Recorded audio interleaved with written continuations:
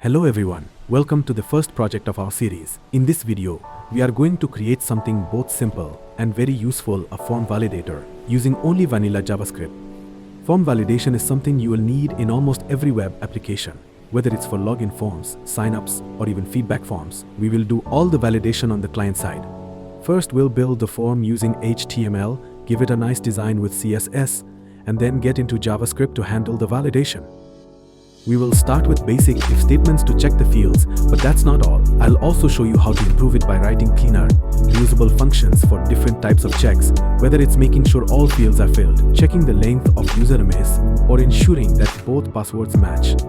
Let me show you how it works. If you submit the form without filling the fields correctly, error messages will appear for each one. For example, your username must be at least 3 characters long. The email must be in a valid format like test@test.com.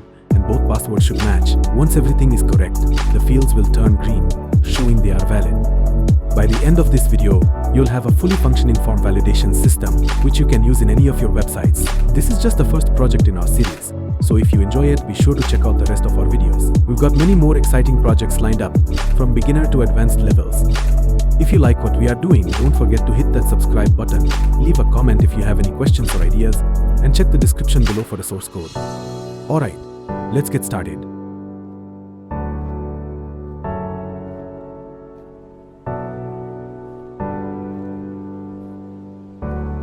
Okay, so we're going to start on the Form Validator project, and like I said, this is the first project, so there's going to be a little more hand-holding in terms of explaining like emit and just little things like that I won't be doing in the rest of the projects.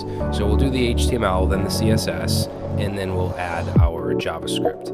So I have 3 files here: index.html, style.css, and script.js. These 3 files are going to be in every project. We might have other files in addition to these, might have some assets like images or videos, stuff like that, but we'll always have these 3 files. Okay, so I'm not going to recreate them for every project. And then in the index.html, we're going to use emit and create a boilerplate. So if I just do exclamation and hit enter or tab, it's going to give me my doc type, my HTML tag, head tag, body tag, stuff like that. I can tab down to the title, and we'll go ahead and change that to Form Validator. And then I'm going to go up here and I'm going to link my style sheet, so style CSS, and then I'm going to add my script. So if we do script : src, enter, we can then add a link to our script.js. Okay, so pretty much every project is going to have at least this structure.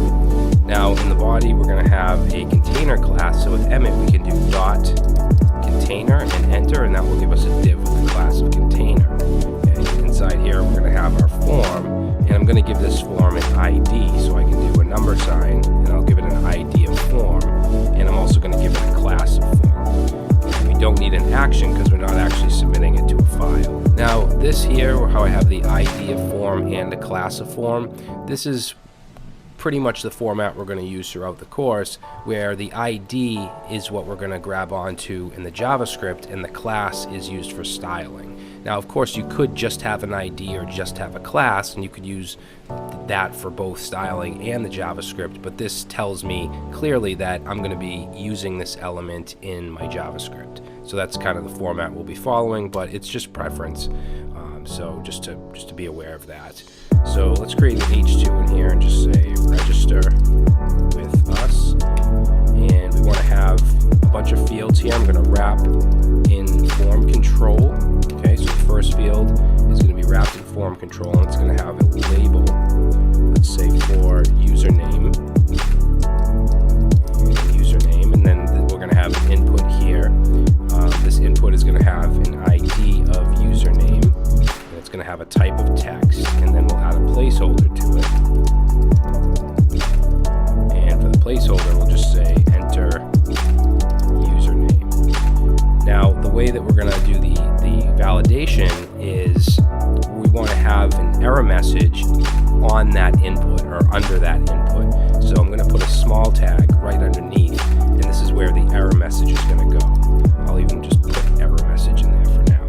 Okay, so instead of just displaying the messages above the form, I want it to be at that specific input.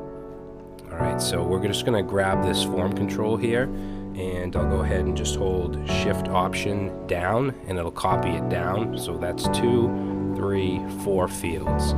Okay, the second one is going to be the email. So we'll go ahead and change that, and we'll change this. So if I hold down Shift, I can go ahead and highlight this, and I'll do a Command or Control D to select the next instance of username, and then again Control D and email. And this is the stuff that I won't be explaining like in other projects.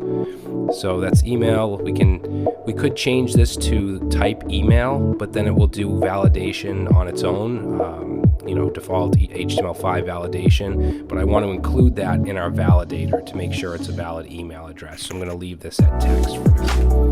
And then this is going to be our password. Okay, so we'll go here, we'll highlight this and Control D and change that to password. And let's change the type to password. And then this one here is going to be confirm password. And this one we'll call, let's call this one password 2. Okay, except for the placeholder. I don't want to say that. Let's say enter password again. Okay, so those are all our fields, and then underneath the last form control here, we'll have a button, and we'll say submit. All right, so let's save that, and we want to go ahead and open this up. So you could just open the HTML file on your file system, but I would highly recommend using Live Server if you're using VS Code, or using some kind of web server if you have one. So to run this in Live Server, we can just simply right click. Of course, we have to have the extension installed, and then click Open with Live Server.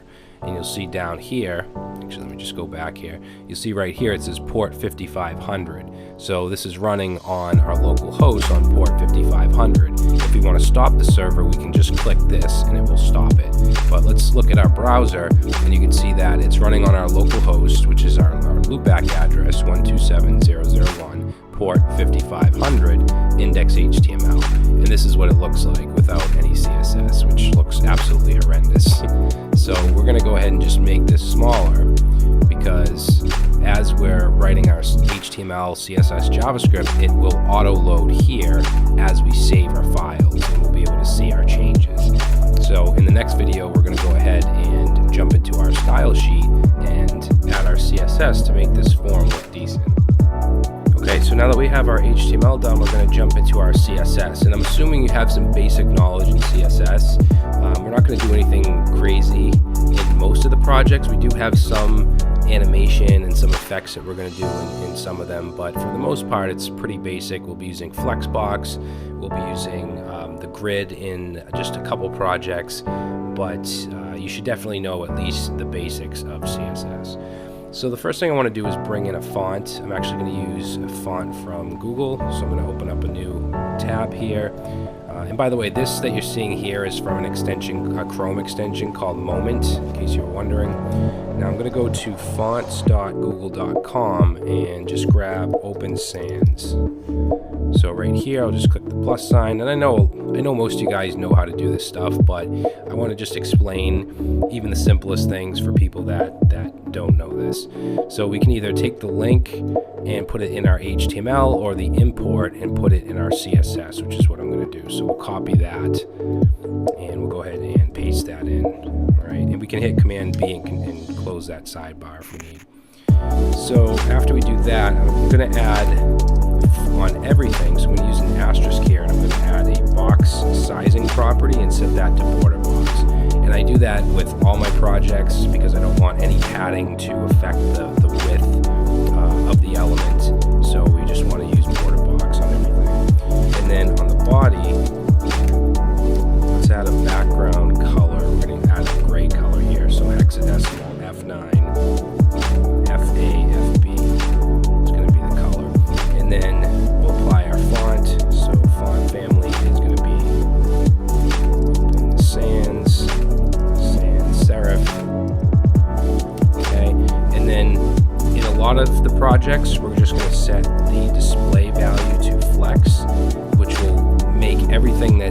all the direct children of the body will be a flex item. Now in this case, we only have one direct child, which is this div of container.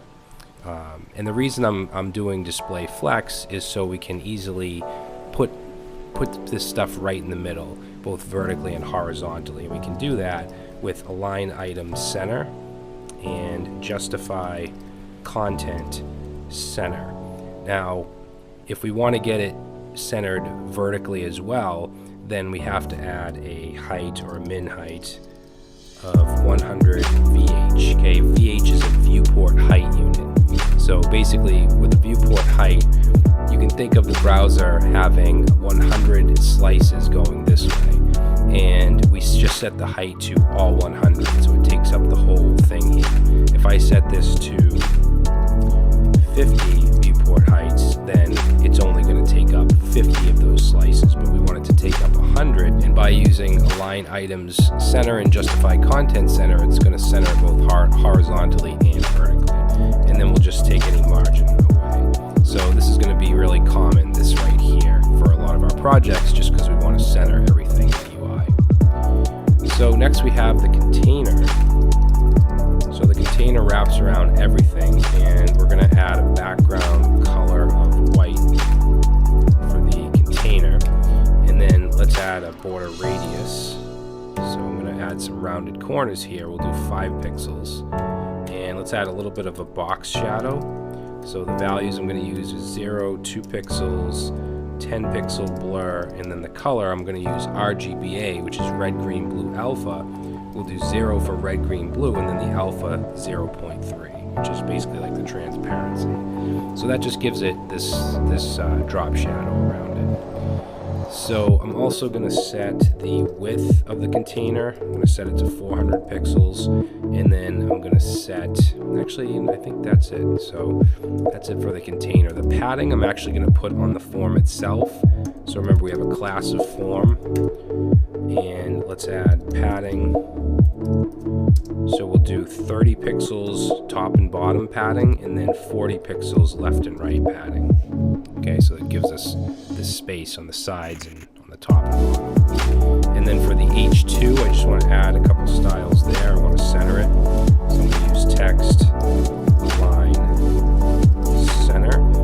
That'll center it. And then margin, I'm just going to do 0, 0, 20 on the bottom. Okay, so now we want to do each input, or I should say form control, because form control includes the label, the input, and the small tag with the error message. So let's say form control. We'll set a margin bottom of 10 pixels. Let's do a padding bottom of 20 pixels. And we want to position this relative because we're going to be positioning the small tag, the error message, absolute within the form control. So if you want to position something absolute within another element, that parent element has to be relative. And I know a lot of you guys know this stuff, but I'm just explaining it for people that don't. So let's do the labels. So form control label. So for this, we're going to set the color to 777, and labels are display inline by default, so I'm going to display block, that way they go in their own line, and they knock the next element down. And then I'm also going to add a margin bottom of 5 pixels. Okay, so next we have the inputs. So let's say form control input. Set a border of 2 pixel solid, and we'll do hexadecimal F0, F0, F0. Okay, lighten up that border. Let's give it a border radius of 4 pixels, and let's display block so that it's on its own line. And then let's set the width. I want the width to be 100% of its container, so it stretches all the way across. And then padding on the inputs, we'll do 10 pixels, and let's set the font size to 14 pixels. Okay, so make those inputs look nice and neat. Now, I want to get rid of the outline. So that actually happens in the focus state. So if we do form control input colon focus, I'm going to set the outline to 0, and if I do that, you can see there's no outline, but I do want to at least have a border color here, a different border color. So we'll go ahead and change that to 777, so that way when we click in here, at least it has that darker border. And of course you don't have to do that. Now, we're going to have different states for the inputs.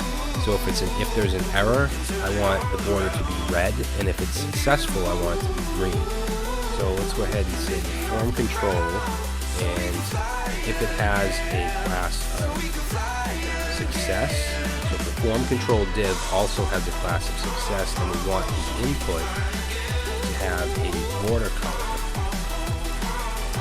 of hexadecimal value 2ECC71, which is going to be green. Okay, if it's successful, we want it to be green. Now, if there's an error, just grab that. So let's change success. So if it has a class of error, then we want the input to have a border of red. So this is going to be E74C3C, which is like an orangey reddish color.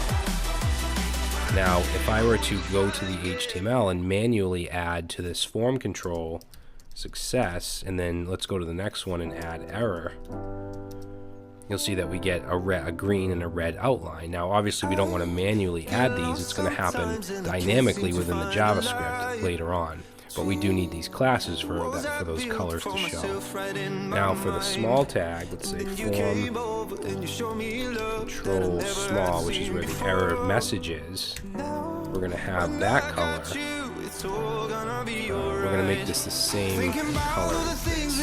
In fact, you know what we could do is we could create CSS custom properties, which are basically variables in CSS. So I wasn't going to do this, but I think it might be a good opportunity to. So we need to define a scope. So we do root, meaning the root scope, so we can use these variables anywhere. And then the way we assign variables is dash dash, or create variables. So if you do a dash dash, and let's do success dash color. And I'll put that in a second, and then we'll have error dash color. And then I'm just going to grab this hexadecimal right here, put that in the success, and then we'll grab this and put that in the error. Okay, so now we have these variables that we can use. So instead of doing this, the way that we use the variables is with the var keyword and then some parentheses, and then we can put in, this is going to be success color. And then this is going to be error color. Just grab that, put that here as well, and save. Okay, and you can see that these now are the error color. And if you want to change these colors, you can just change them right here, and it'll iterate throughout the CSS file and change it wherever you have these variables. Okay, so let's continue on with the small tag with the errors. So I want to position this absolute within the form control, and we're going to put this from the bottom 0 and from the left 0. And initially we want these to be hidden because we don't want to show error messages for no reason. We need to wait until something happens. So we're going to set visibility to hidden. When I save that, you can see that those error messages are now gone.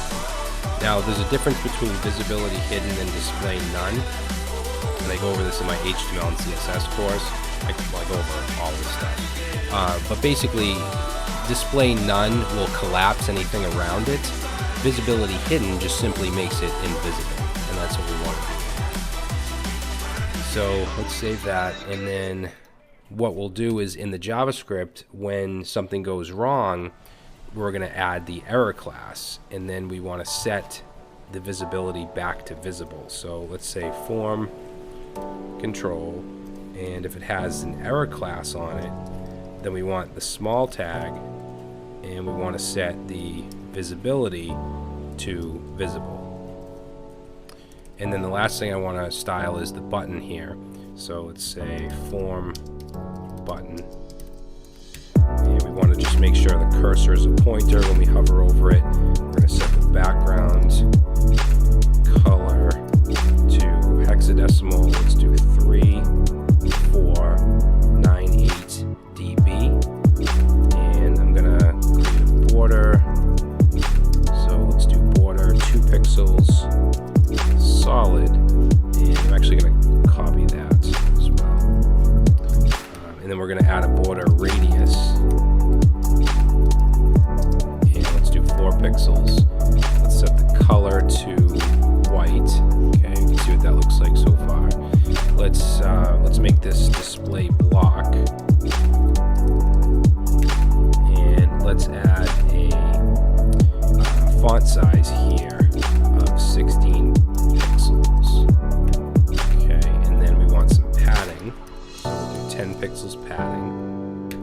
And let's just add a margin top of 20 pixels. And I also want it to extend all the way across, so I'm going to set a width of 100%. Okay, so that looks pretty cool. I mean, it's simple, but it's modern. It's nice and clean. So in the next video, we're going to go ahead and start the fun part, which is the JavaScript, which is the logic. All right, so we will continue in the next one. Okay, so we're going to jump into our JavaScript now and start on the validation. And the way I'm going to do this is I'm going to do it in a very simple way first. And it's basically just going to be a bunch of if statements, checking the fields, and then showing the errors.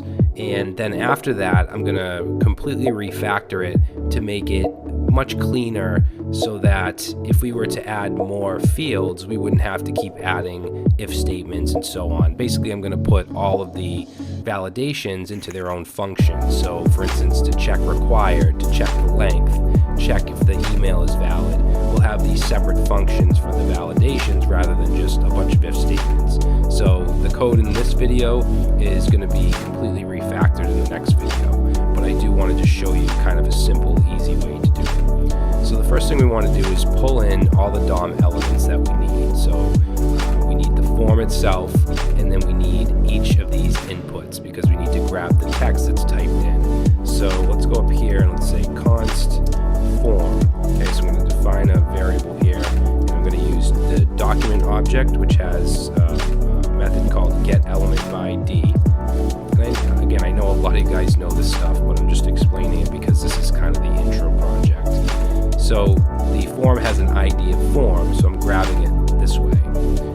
I could just as well use something like query selector, and I could put in either the form tag or a class or anything at all, but I like to use getElementByD and use IDs when I'm pulling something from the DOM. So we have the form. Now I'm going to have 4 more of these, and we want to get each field. So we have the username, because if you remember, we have the form has an ID of form, and then each input has an ID of whatever that field is, username, email, and so on. So we want to grab all of those.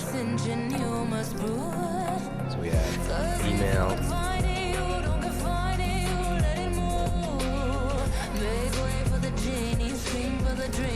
yeah, password,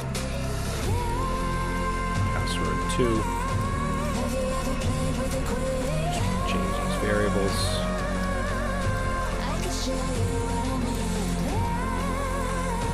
Okay, so that'll bring in everything from the DOM. Now, we need to add an event listener on this form for when we submit it. So let's take the form element and let's add an event listener. So this add event listener will take in 2 things. First is the event we want to listen for, which is a submit. Okay, so we're adding we're listening for a submit on this form, and then we're going to run a function. And this function takes in an event parameter that has a whole bunch of properties and methods and stuff that we can use. Now, if I just do a console log here, and let's just say submit. And we go over here, we open our console with Command Option I or F12 on Windows, and we submit. You can see down here it does show the submit, but then it goes away, it just flashes. And that's because the form is doing what it's supposed to do, it's just submitting to this file. which we don't want. We want to kind of intercept it. So that event parameter that we passed in, that e-value, has a method called prevent default, which prevents it from actually submitting. So now if I click, it just shows submit. It doesn't flash. It doesn't actually submit the form. Okay, we're basically taking over within our JavaScript. So from here, let's get rid of that. Actually, let's console log username and see what we get. So if I just type something in here and I submit, we don't get the text, we get the actual element, which is the input. And we don't want that, we want just the value. So when you have an input like this, there's a value property. So we can just put in dot value, and then if I type something in, submit, then we can see the value. So knowing that, let's just create some if statements here. Let's just do the username for now. So we'll say if username dot value is equal to nothing, then we know that there's nothing there, and we need to show the error. So I mean, we could do something like alert, and then username is required, something like that. So if I were to submit now, we get an alert, but that's really ugly looking. We don't want that. We want to show the error down here, so we have to do some stuff with the DOM. So instead of an alert, we're actually going to have a function called show error. And that's going to take in two things. It's going to take in the actual input, or the element, which is the username, and then it's going to take the message, so we can actually keep that. And then I'm just going to have an else, and then have a show success, and that will take in whatever the input is as well, in this case username, and I just want to have a green outline around it if it's successful. Okay. Ultimately you would just submit the form, but we don't actually have a back end to submit to. So now for these functions, let's create these. I usually like to have my event listeners down below, and this is kind of the structure we'll follow throughout the course. Is the event listeners down below and then the functions up here. So let's say show error, and let's actually put a comment here. We'll just say show input error message, and this takes in whatever the input is and then the message. And there's basically two things that I want to happen. I want to outline the input with red. So remember, we have an error class in our CSS, which is, let's see, so right here, if the form control div has an error class attached to it, then the input will have a border color of the red color, which we put in a very custom property. So we actually have to deal with the form control div, which is a parent, because we have the input, but we want to add the error class onto this div. So we need to somehow get to this. So in here, let's create a variable called form control. And we can get to that by taking whatever the input is, in this case, the username, and passing it down here. And there's a property that we can use, a JavaScript, just vanilla JavaScript, called parent element. And that will get just that, whatever the parent is. And if we look at our HTML, this input's parent is this div. It's not this label. These are on the same level. These are siblings in the DOM.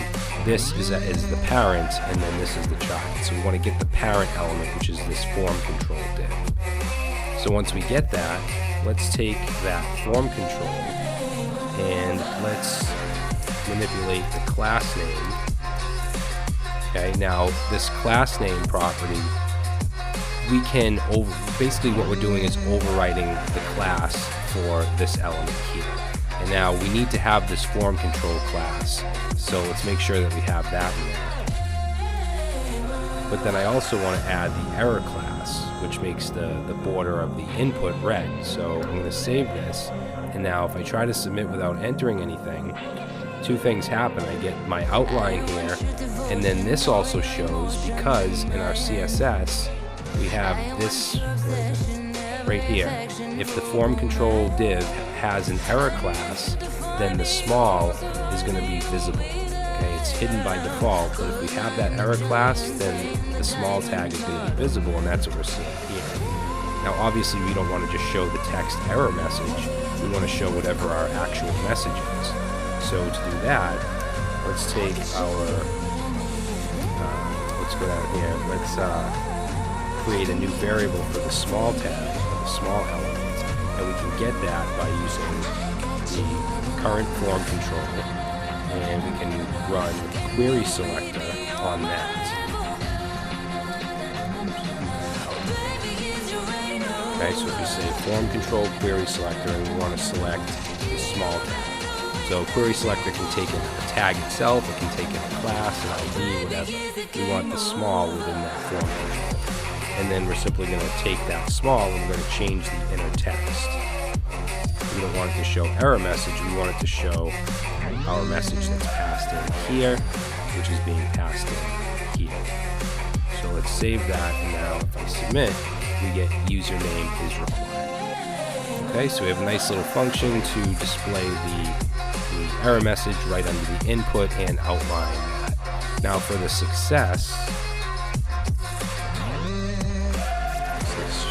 show success outline, we're just going to function show success, which is going to take in the input, and we're basically going to do the same thing we did with these two lines. We're going to get the form control, and then we're going to just set a success class instead of an error class. So if I were to type something in here and submit, now it's green because it passed. Okay, it passed this right here. It's not empty. So we ran show success, passed the username in, username got passed in, we got the form control for that particular input, and then we set the class name to success, which made this green outline because in our CSS we have this right here. Okay, so this is why I didn't want to make this course just JavaScript, like just here paste in the CSS and then we'll just do the JavaScript, because the CSS and JavaScript they're closely related, right? So most of the stuff you'll see we have transitions, and we need to add and remove certain classes, and I want you to get the whole picture rather than just typing out the JavaScript and not paying attention to the HTML and CSS. Now for the rest of these fields, the way we're doing it here, we have to basically do this for every field. So if we wanted to do the email, we would have to change that to email. So now if I submit and I don't enter the email, same thing. I'm going to change this after because this really isn't the best way to do this. Password.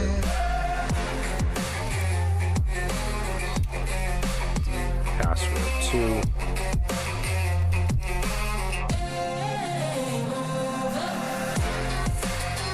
So now we have the required on all of them.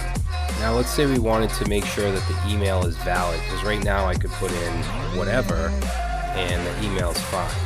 So what I'll do here is create a function up here, and we'll say function is valid email, which will take in an email. And the way that we do this is with a regular expression. So I'm just going to head over to, actually I'm just going to search Google right here. I'm going to say JS, so JavaScript email regex. And this right here is the link I want to Stack Overflow link. And I mean, there's so many different expressions and ways to do this. I'm going to grab this one here. So we already have our function. I'm just going to grab this. Paste that in here. I'm just going to use cons instead of var. So this regular expression, what's wrapped in these forward slashes, is a regular expression that matches an email address. And then down here, and we're putting it into a variable called RE. And then we're running the test method, which will take in whatever we want to pass in to see if it matches. And if it does, it will return true. If it doesn't, it will return false.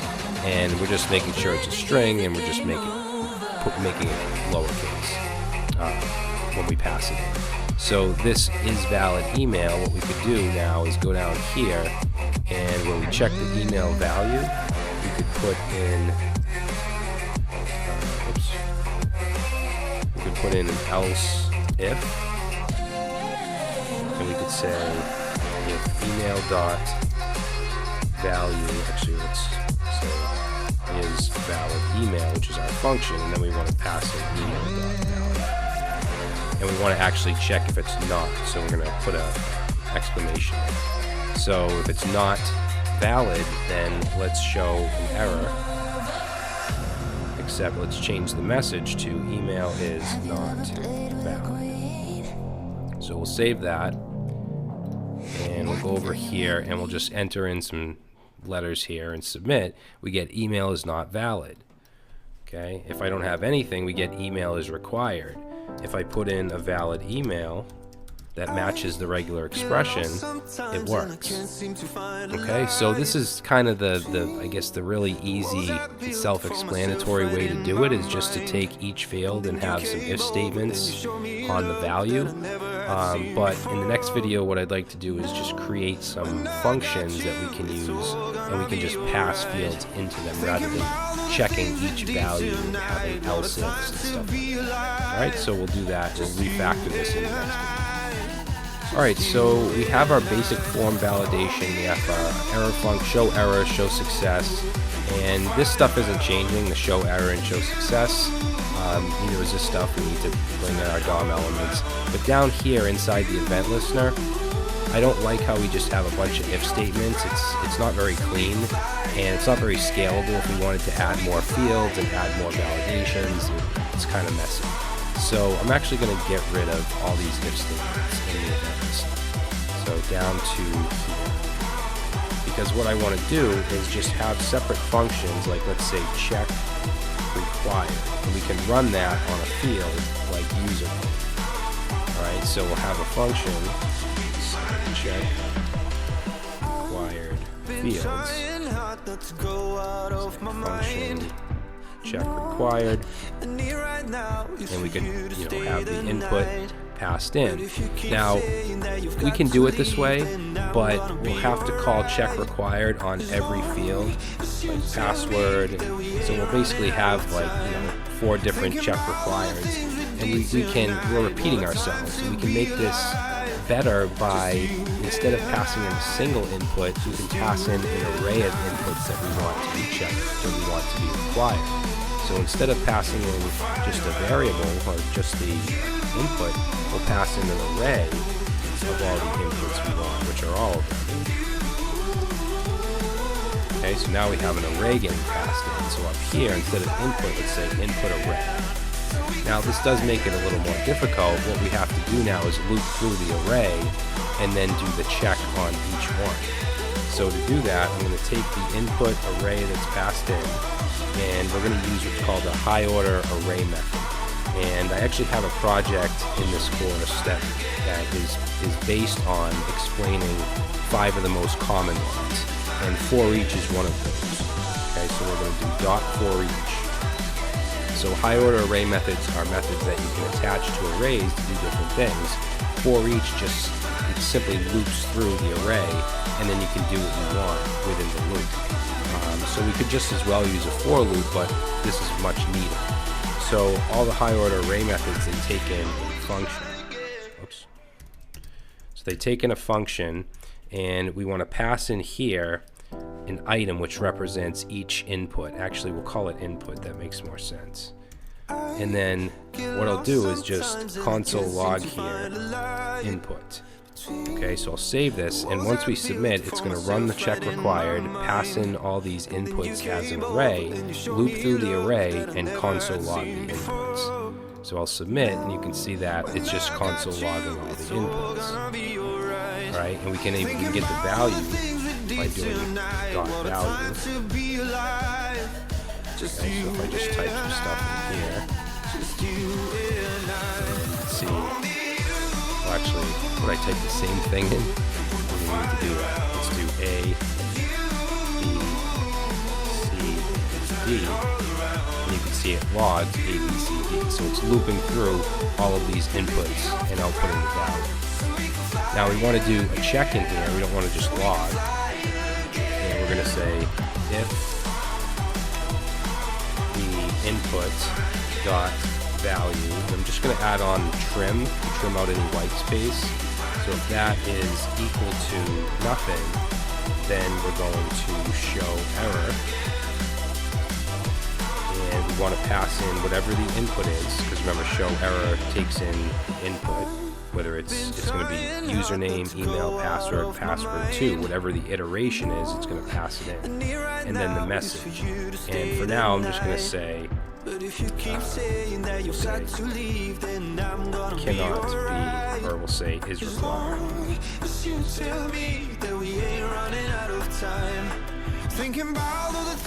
And then we'll do an else. Let's say show success and pass it. Okay, so let's save that, and now I'm going to click submit, and we get basically the same effect that we got before, except this is much cleaner. We're just simply calling check required and passing in an array. Now, I want to figure out a way for us to say, username is required, or email is required. And this input right here is just the actual element, so we can't use that. But this input element does have an ID property on it, which is going to give us whatever the ID is. So if we look at our inputs here, ID username, ID email, ID password, password2.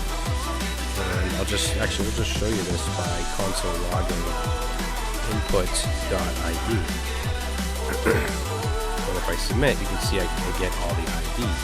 So what I'll do is I'll use that here, and I could either concatenate it, but an easier way to do that is to use an ES6 template string, so we'll use backticks instead of quotes, and then we can put variables right in here, or expressions, by using a money sign and then curly braces.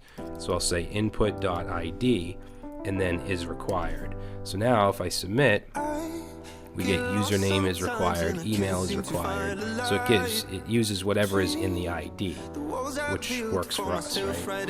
Now I do want to make the first letter uppercase. I mean, it's not a huge deal, but it's just something that I'd like to do. So I'm going to actually wrap this input ID into a function called, actually I'm not even the ID, I'm going to wrap the input in a function called get field name. Just make sure you wrap that correctly. Now this function I'm going to create, we'll create it down here.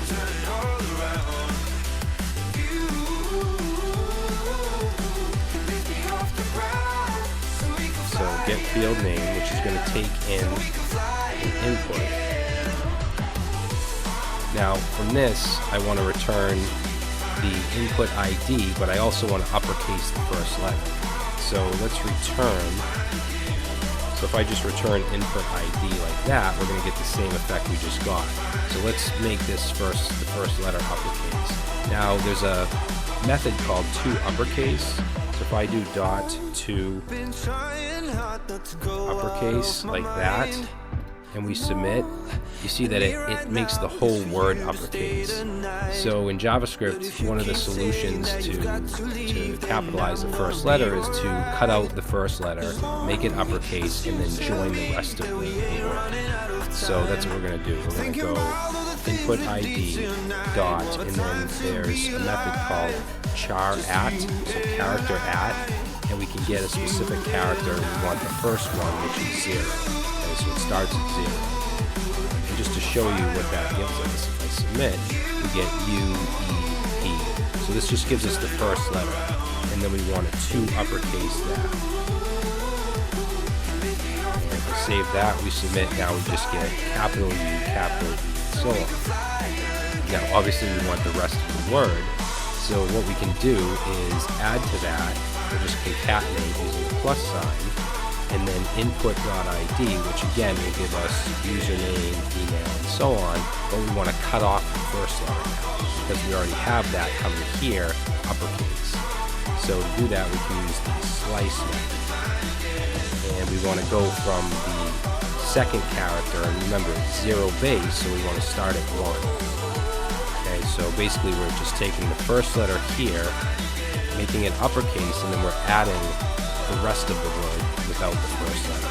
We're starting at 1. 0 is the first letter. So let's save that, let's submit, and now you can see each one is uppercase. So as you can see, we're getting the same effect we got before, but instead of all those if statements, we're just running this function here, which is a lot cleaner. So in the next video, we're going to create some more functions to do some other checks. For instance, we want to check the length of certain fields. We want to check the email. We want to make sure the passwords match. So we're going to continue on with those in the next video. Okay, so in the last video, we went ahead and we created our check required, and any field that we want to make sure is required, we just pass into this array, and that's it. So I want to now do a check length. Okay, so let's say check length, and I actually want to run this on the username and the password. So we're going to have this function take in the input, which in this case will be username, and the minimum. So let's say minimum 3, and then the max. Let's say the max is, for username will be 50. Okay, and then I also want to run it on the password. So let's say check length on password. The password has to be at least 6, and let's say it can be up to 25. So now we're going to create this function. So we'll go right under check required. Check input length. So for this, we're going to create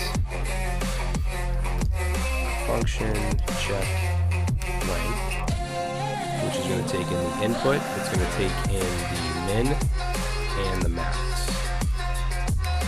And then this is going to be pretty simple. We're basically just going to say if the input dot value, and then we want to check the length. There's a property called length, which we can use on arrays. We can also use it on strings. So here we're checking the length, and we're going to say if it's less than the minimum value, then we want to show our error. And this takes in the input and the message. So for the message, I'm going to put in some backticks here to use a template string, and we're going to use again get field name, and then pass in the input. I'm sorry, we have to actually wrap this in $sign and curly braces because it's an expression function.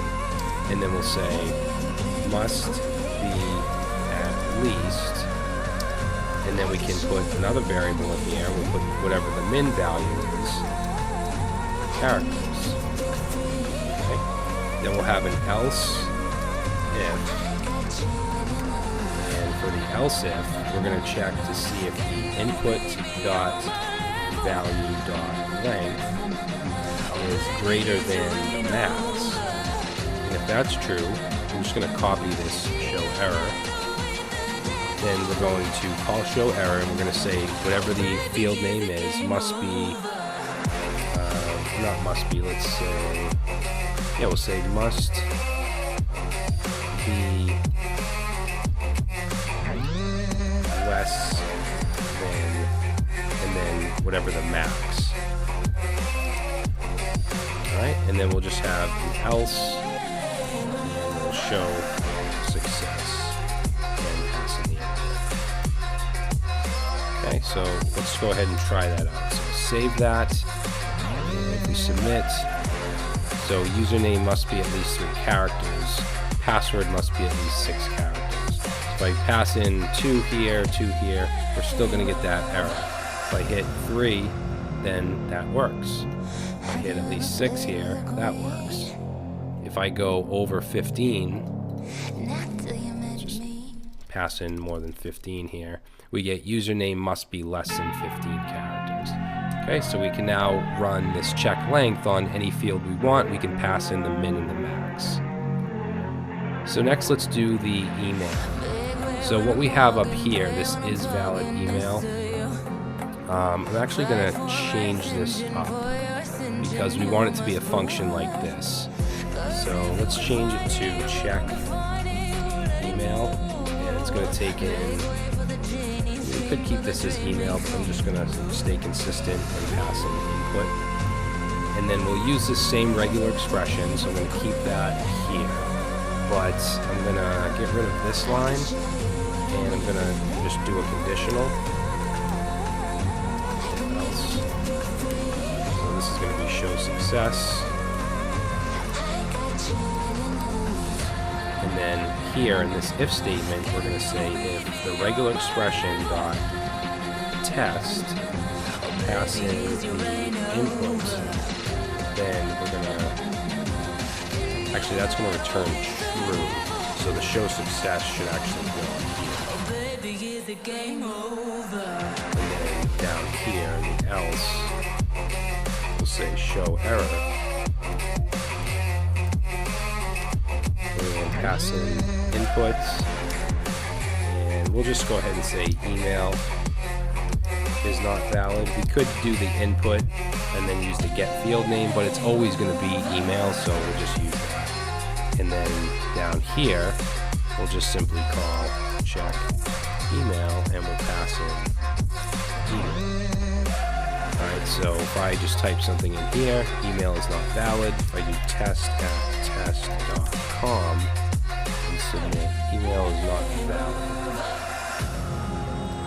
Oh, you know what I did wrong is when I did the test, I did it on the input that's being passed in, which is the element. We need the value.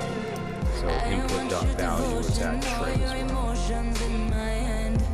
And then yes, that should work, hopefully.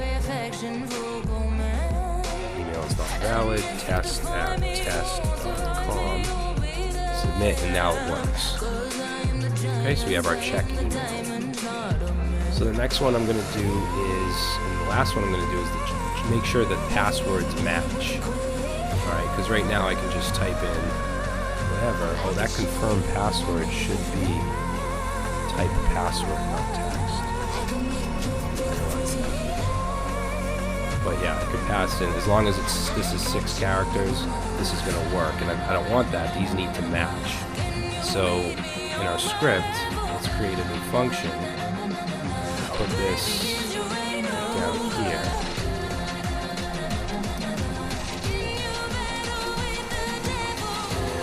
Function check passwords match, and we're going to pass in here, let's say input 1 and input 2, and then all we have to do is make sure that they are equal to each other. So we'll say if input 1 is actually we need the value. I keep forgetting to add value. So if that value is not equal to input 2.value, let's add the trim on there as well. Well, no, we don't want the trim on this. If that's not equal, then we're going to show error, and we're going to show the error on input 2, which is the confirmed password. And then for the message, we'll say passwords do not match. Okay, and then down here, we'll run check passwords match. We want to pass in password and password 2. Okay, so let's try that out. Just type in whatever. So we get passwords do not match. So the error is going to be on this. So now let's make a match. I'll do 1, 2, 3, 4, 5, 6. Down here, 1, 2, 3, 4, 5, 6. And now they should both be green. Alright, and let's just make sure that this works. And let's add a username. And now everything works. All the validations passed. So hopefully you can see how much neater this is. In our event listener, we're just simply calling these functions that we created. And we could create more if we wanted to do other types of validation. Maybe your password has to have a number and a character or something like that, some crazy stuff like that. You could easily add that function and then just run it down. And there's other ways to do it as well. You might think of something better, but I think this is pretty nice, pretty clean, and that's it. I will see you in the next project.